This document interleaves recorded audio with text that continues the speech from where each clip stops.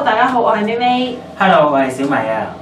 今日我咧，咪咪就喺尋日定係前日，唔知凌晨定朝早嘅時候咧，就俾一個我哋一隊 band 嘅 bass 手踢咗我輯，要玩呢個 Ice Bucket Challenge。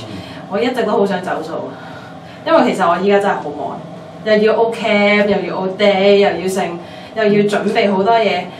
之後咧，今日因為我嘅生日。咁我就嚟咗小米屋企，就同我慶祝生日。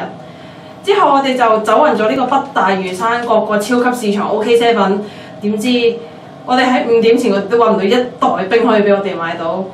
最後直至喺某一間超級市場，我哋發現到有冰入庫啊！咁我哋當然就買咗啲冰翻嚟，咁我就接受咗呢個 Ice Bucket Challenge。我依家就去炮製我嘅冰。係啦，我就嚟幫手嘅啫。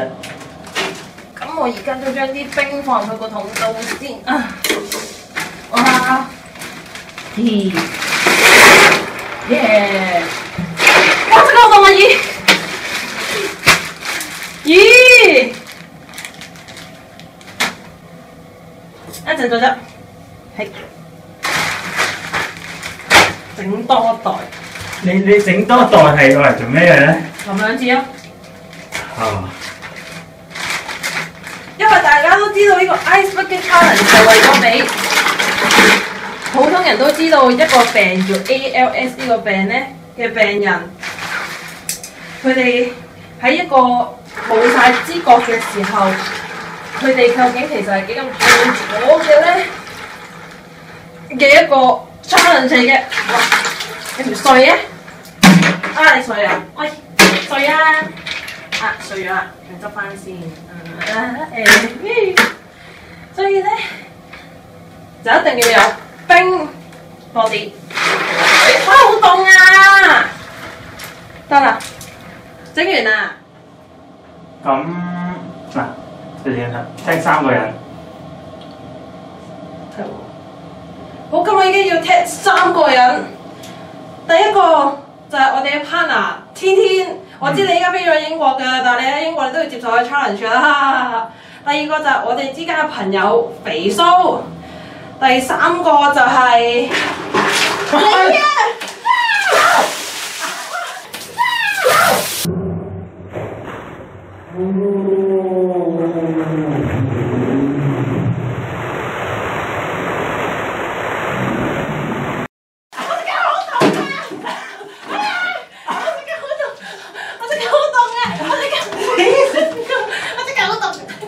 我踢咗3個人啦，多謝你接受我嘅 challenge 耶！多謝大家收睇。我抹死我係仔。咪做落去。你又有啲嘢，你記得你自己要 challenge 㗎。我走。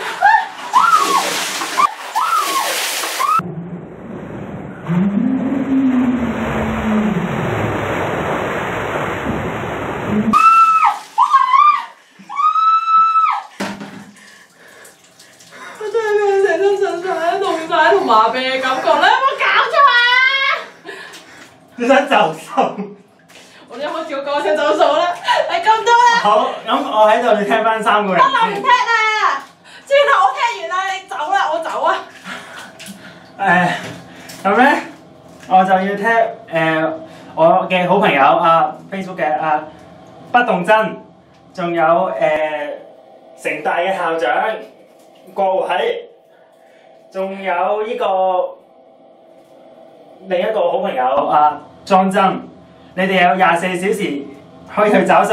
啊係啊，我都有24小時啊。係啦，知道啦，知道啦。好啦，咁希望可以睇到你哋嘅挑戰。拜拜。拜拜。好凍啊！